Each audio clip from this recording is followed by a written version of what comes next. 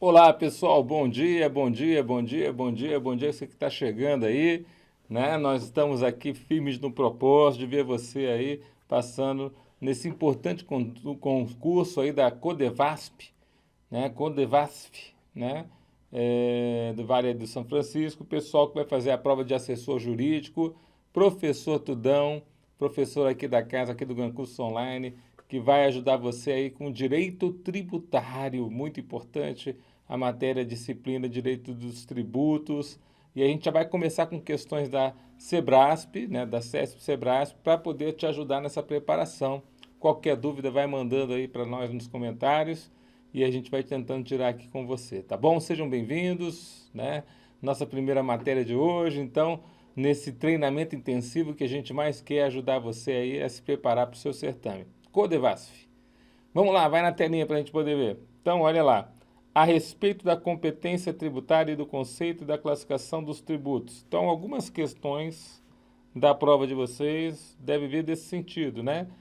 Ele mesmo vai te citar qual que é o tema da questão. Essa questão caiu agora em 2020, no concurso da Cefaz de Alagoas, que vai falar alguma coisa a respeito de competência tributária, conceito e classificação dos tributos. Então, julgue o item a seguir. Então, aí vai falar sobre um dos tributos, uma das espécies tributárias, que é o empréstimo compulsório, previsto lá no artigo 148 da nossa Constituição Federal. Os empréstimos compulsórios podem ser instituídos pela União, entre outros casos. Essa questão é interessante, essa questão tem caído bastante no concurso da CESP, independente do cargo. Pode ser Ministério Público, pode ser auditor fiscal do Estado, pode ser... Então, quem sabe não é uma questão que a banca gosta muito e que pode aparecer no seu certame. Os empréstimos compulsórios podem ser instituídos pela União, entre outros casos, na hipótese de existência de conjuntura que exija a absorção temporária de poder aquisitivo. Essa possível situação que ele está citando aqui, ela não foi recepcionada pelo texto constitucional. Essa é a gravidade aí da questão, né? Então, falar, por exemplo, o empréstimo compulsório pode ser instituído pela União, entre outros casos, na hipótese de existência de conjuntura que exige a absorção temporária de poder aquisitivo. Essa situação, para nós, ela não pode, né, prevalecer, uma vez que a Constituição Federal só permite o empréstimo compulsório nos termos do artigo 148, calamidade pública, nas seguintes situações, né? Calamidade pública, guerra externa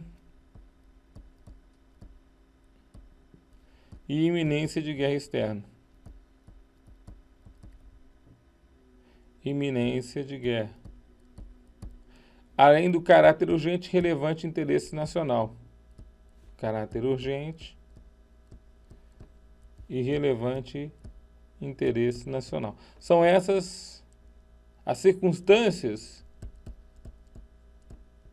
que permite hoje que algum ente tributante, no caso somente a União, né, porque o artigo 148 fala que a competência é privativa da União para instituir, né, que algum ente tributante, no caso a União, possa criar um empréstimo compulsório. Então, na verdade, o que estava previsto lá no Código, né, tributário nacional não foi recepcionado, conjuntura que exige absorção temporária de poder aquisitivo, né? Então, somente a União pode criar empréstimo compulsório, mas só pode criar empréstimo compulsório nas situações previstas aí, como a gente anotou ali no artigo 148 da nossa Constituição Federal. Tá? Então, quer dizer, quando você lê, você tem que pensar que o que está previsto lá no CTN não foi completamente recepcionado, né? Caiu essa questão lá no SERPRO, na advocacia, feita pela CESP-NB, né? E caiu essa questão de novo, como que a banca gosta dessa questão, né? Quer dizer, então a gente coloca aqui, ó, errado, né? Os empréstimos compulsórios podem ser instituídos pela União, entre outros casos, nessa hipótese, não foi recepcionada. Não recepcionada pela Constituição Federal. Ok? Então coloque aí, errado. Como nós vamos ter 50 questões, né, no certame de vocês, especificamente sobre isso, né, quer dizer, serão 50 questões aí que vão ser juízo de valor, né, certo e errado, a gente tentou trazer o máximo de questões aqui nesse sentido, tá bom? Outra questão, a respeito também da competência tributária e do conceito de classificação dos tributos, julgue o item a seguir. A cobrança de contribuição de melhoria pela União, pelos estados, pelo Distrito Federal ou pelos municípios, no âmbito de suas respectivas atribuições, poderá somente ocorrer quando a obra pública estiver executada na sua totalidade ou em parte suficiente para beneficiar determinados imóveis e depois de verificada a existência de valorização imobiliária. Eu tentei trazer uma questão de um outro espécie tributária que também cai bastante em prova, que é a contribuição de melhoria. Olha aqui para mim. E a questão da contribuição de melhoria aqui nos lembra uma situação interessante. Quer dizer, qual que é o fato gerador da contribuição de melhoria? Professor, a contribuição de melhoria tem por fato gerador a valorização imobiliária decorrente de uma obra pública. Quer dizer, tem que haver a obra pública para que haja valorização imobiliária. Uma vez havendo a valorização do imóvel, né, uma obra que gerou valorização do imóvel, nós temos o fato gerador. Então, a obra tem que já estar ocorrendo ou já tem que ter sido executada para que você possa avaliar se realmente houve ou não o fato gerador naquela determinada circunstância. Você entendeu? Então, essa informação está correta. O decreto-lei que trata a respeito dessa boa informação que caiu aqui na prova, e é um decreto-lei que tem força de norma geral na matéria tributária, e por isso ele hoje só pode ser alterado por lei complementar, porque as normas gerais de direito tributário têm força de lei complementar, é o decreto-lei 195/67. Se você nunca leu, é bom você dar uma lidinha que ele responde essa pergunta. Vai na telinha. Então, é o decreto-lei número 195/67, que hoje tem força de lei complementar e que diz que essa informação está correta. Então, a cobrança da contribuição de melhoria.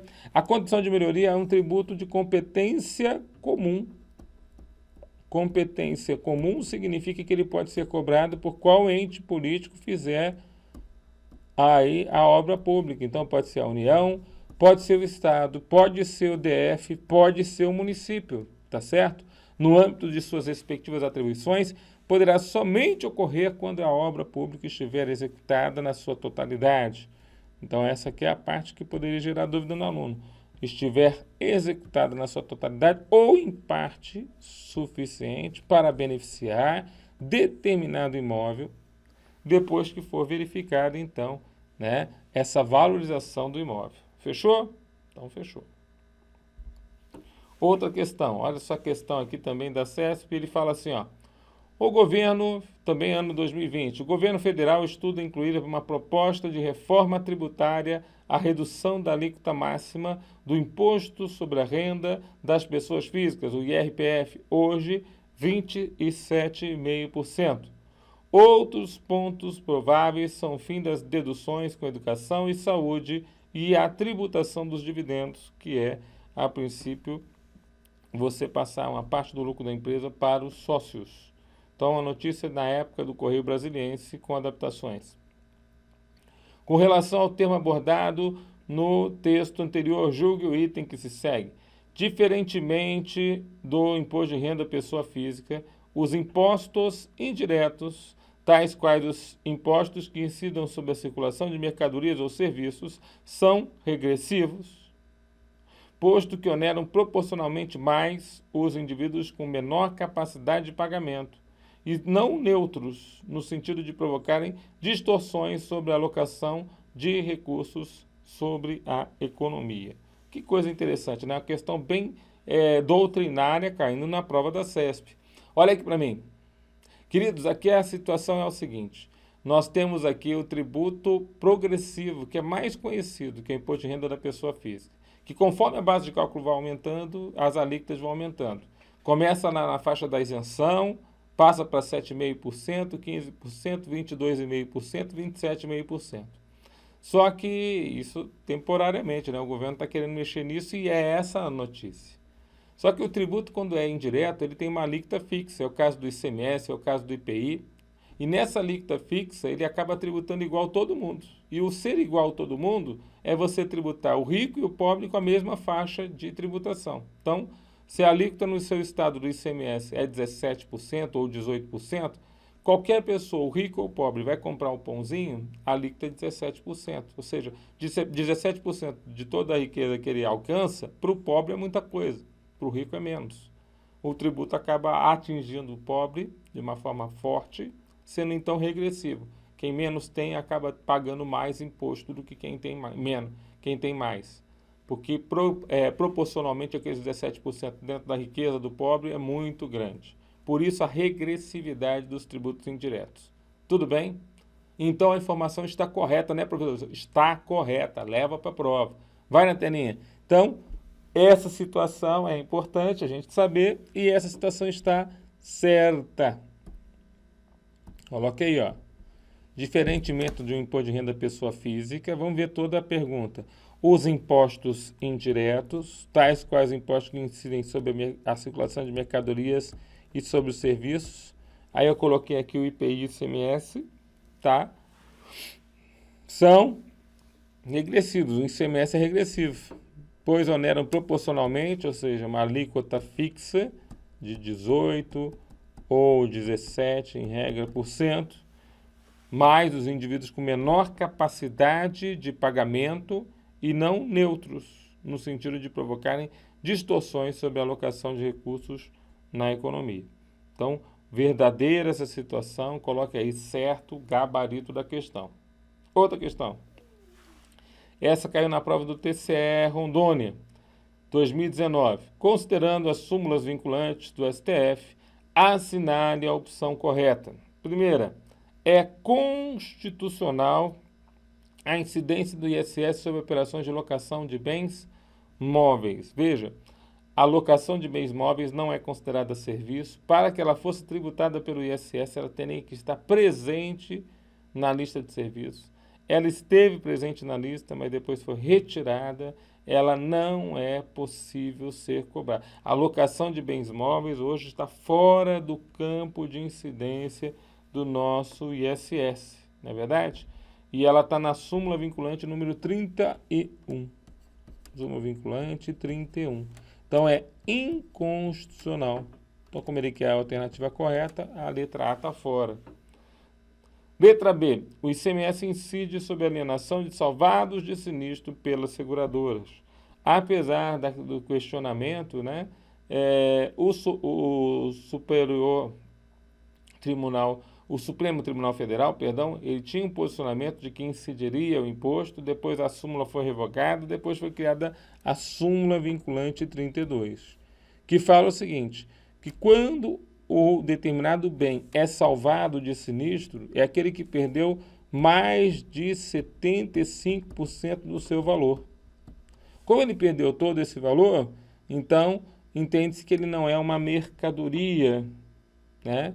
E aí o ICMS não incide, de acordo com a súmula vinculante, sobre a alienação de salvado de sinistro pelas companhias seguradoras. Então, a letra B também está fora. A letra C também cai bastante em prova, a gente tem que lembrar, né? O serviço de iluminação pública não pode ser remunerado mediante taxa. Guarda essa informação aqui, é o gabarito da questão. Súmula vinculante número 41. Serviço de iluminação pública, por não ter o critério da divisibilidade, você não saber o quanto da iluminação pública vai ser divisível, ele não pode ser remunerado mediante taxa. Súmula vinculante número 41. Gabarito, então, da questão. Essa está correta. Letra D. A entrada de mercadoria importada do exterior não é legítima. Então, na entrada de mercadorias importadas do exterior, não é legítima a cobrança do ICMS por ocasião do desembaraço aduaneiro. Então, lembra aqui, ó, no desembaraço aduaneiro, a autoridade fazendária que está lá, né, da Receita Federal, que está lá na aduana, que está lá no local, ele vai lá e faz uma vistoria física, ele faz uma vistoria da documentação, ele verifica se os tributos foram pagos. E ele está falando aqui, ó, na entrada não é legítima a cobrança do ICMS. É legítima, sim, a cobrança do ICMS nessa entrada, súmula vinculante número 48. Vai na telinha, então, súmula vinculante 48, aqui está o erro, né? É legítima a cobrança do ICMS por ocasião deste desembaraço. Então, falso aqui também.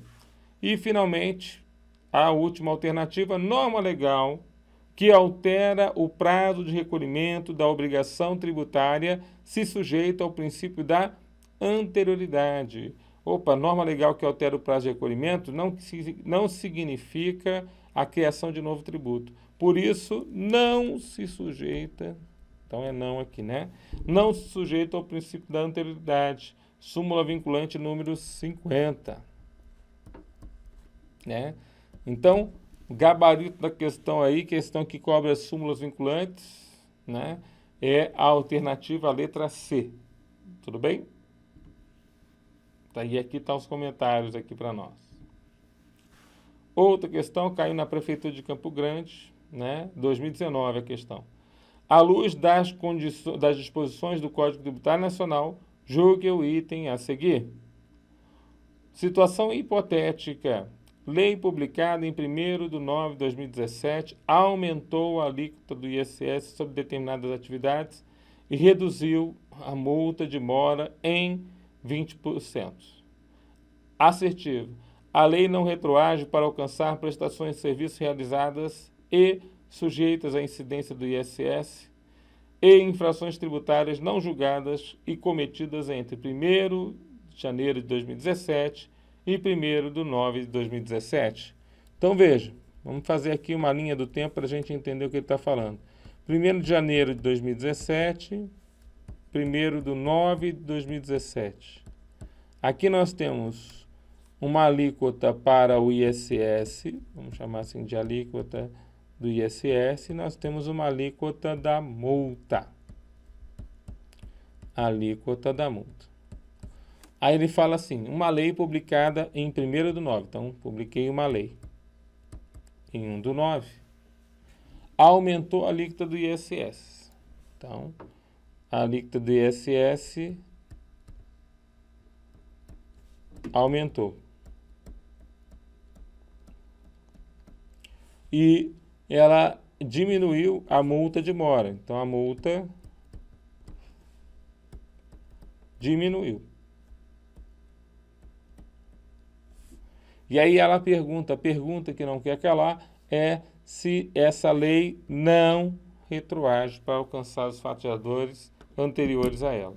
Então, como que eu trato essa determinada situação? Olha aqui para mim. Queridos, lembrando sempre que a majoração de tributo no Brasil deve seguir os princípios de eficácia tributária, ou seja, o princípio de prazos para a geração de efeitos. E entre esses princípios nós temos a anterioridade anual e a noventena. O ISS segue as duas regras.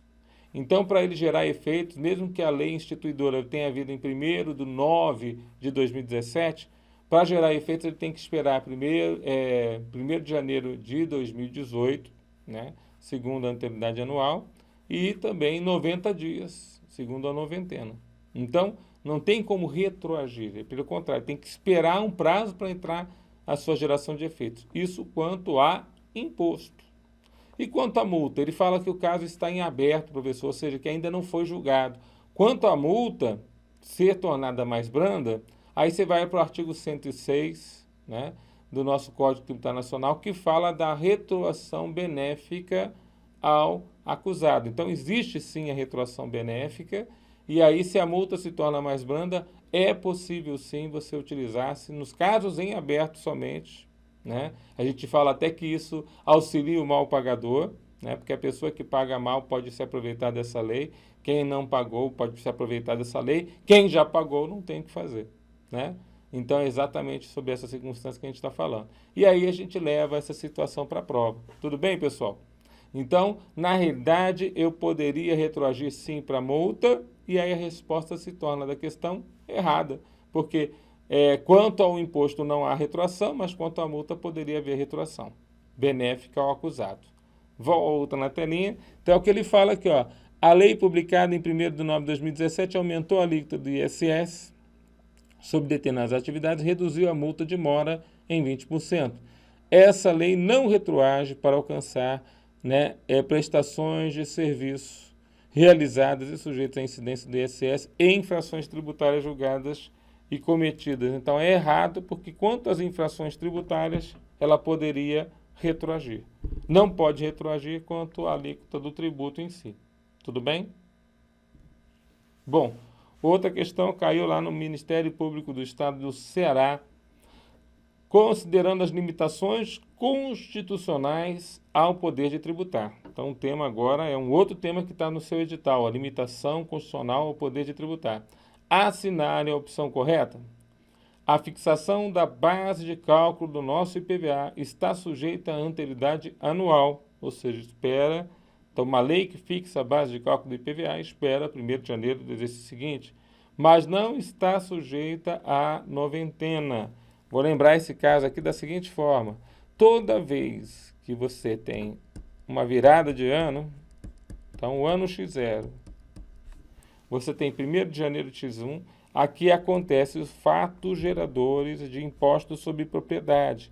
O IPTU e o IPVA estão nessa situação. Quer dizer, o IPTU municipal e o IPVA estadual são tributos sobre a propriedade. E o fato gerador se dá na virada do ano. Então, o fato gerador do ano que vem, X1, é justamente o 1º de janeiro desse exercício. E para que a base de cálculo se adeque o máximo possível, por exemplo, para veículos usados, a base de cálculo tem que chegar o mais próximo possível do dia 1º, que é o dia do fato gerador. Então, você tem que ter uma lei que fixa a base de cálculo próximo à data do fato gerador, para que você pegue um valor atualizado do veículo automotor. Então, essa lei ela segue a anterioridade anual, vai gerar efeitos a partir de 1º de janeiro do exercício seguinte. Mas ela é exceção ao princípio dos 90 dias. Quer dizer, não espera 90 dias para poder gerar efeitos, para poder pegar esse fato gerador. Você entende? Então, a fixação da base de cálculo está sujeita à anterioridade anual, mas não à noventena. Gabarito da questão. E se a questão tivesse a fixação da base de cálculo do IPTU, a mesma coisa, seria o gabarito. Bom, livros e jornais gozam de isenção tributária. Não confunda a isenção com a imunidade. Então, livros e jornais que a princípio são destinados à impressão, né, o papel destinado à impressão deles, gozam de imunidade tributária prevista no artigo 150, inciso 6, a linha D da nossa Magna Carta. Tá certo? Então, esses livros e jornais estão fora do contexto aí na alternativa letra B. Tá falso. É vedado instituir tratamento desigual entre contribuintes que se encontram em situação equivalente, salvo se a distinção se der em razão de sua ocupação profissional. Veja, é vedado instituir tratamento desigual entre contribuintes que se encontram em situação equivalente, inclusive se a distinção se der em razão de sua ocupação profissional. Então, existe uma vedação de tratar de forma desigual as pessoas, inclusive se for em relação à sua ocupação profissional. É o princípio da igualdade ou da isonomia tributária, né, previsto no artigo 150, inciso número 2, lá da Constituição Federal. Então, aqui, na verdade, a letra C também está falsa. Letra D. A União não pode instituir tributos de nenhuma natureza sobre o patrimônio dos estados e dos municípios. Né? A União não pode instituir impostos. Né? Aqui, na verdade, a imunidade recíproca é quanto a impostos, não quanto a tributos em si. Né? Então, impostos sobre patrimônio, renda ou serviços. Então, a letra D também está fora. Artigo 150, inciso 6, a linha A da Constituição Federal. E, finalmente, a letra E. A concessão de crédito presumido relativa a quaisquer impostos somente poderá ser feita mediante lei complementar. A concessão do crédito presumido relativa a quaisquer impostos somente pode ser feita mediante lei complementar. Né? Então, na verdade, o crédito presumido é um benefício fiscal e precisa de lei específica, é o que fala a Constituição Federal. A lei tem que ser específica e a lei pode ser ordinária, né? Então, a lei ordinária específica é que vai tratar sobre benefícios fiscais, inclusive a concessão de crédito presumido. O artigo é o 150, parágrafo 6º, da nossa Constituição Federal.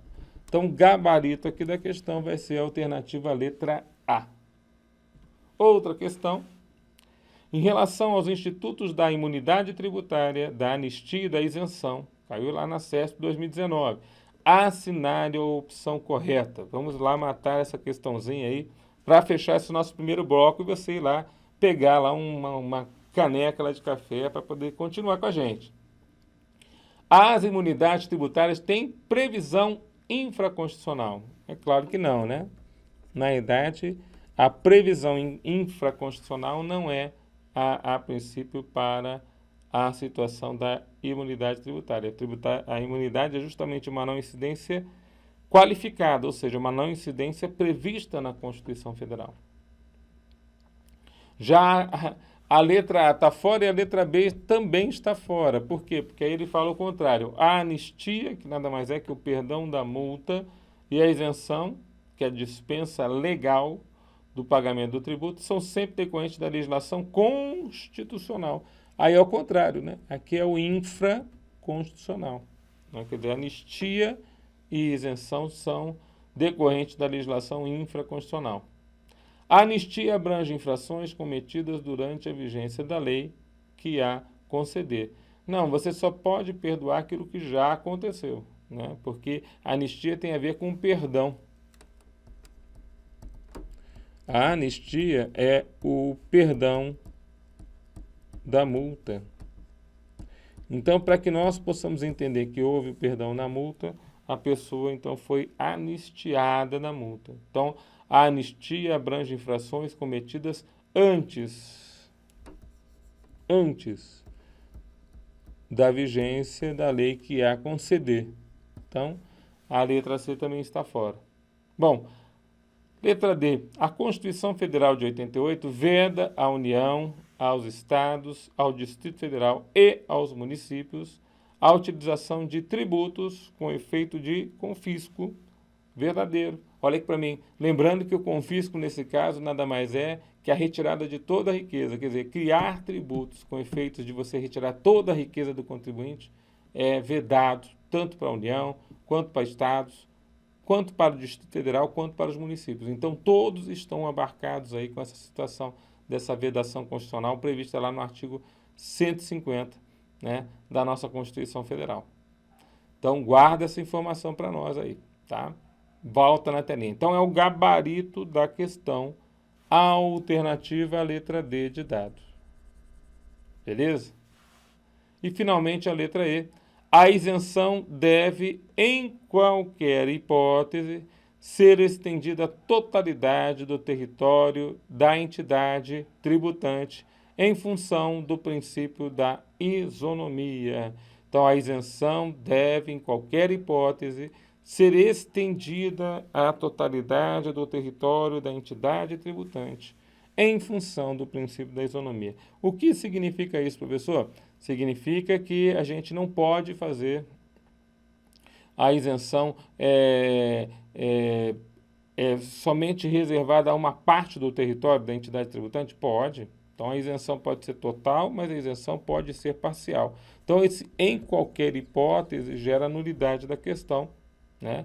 Quando a gente fala da isenção, estamos lá no artigo 175, 176, 177 do CTN, você vai ver que a isenção pode ser parcial, né, junto ao território da entidade tributante que quer conceder. Então, a letra E aqui está fora. Tudo bem, pessoal? Olha aqui para mim. Então, fechamos aqui o gabarito, a alternativa letra D, e também fechamos esse primeiro bloco. Quero que você vá lá pegar um cafezinho e volta aqui para nós, porque a gente vai continuar tomando o nosso café aqui, pensando aí no nosso direito tributário. Fiquem com Deus, até daqui a pouco.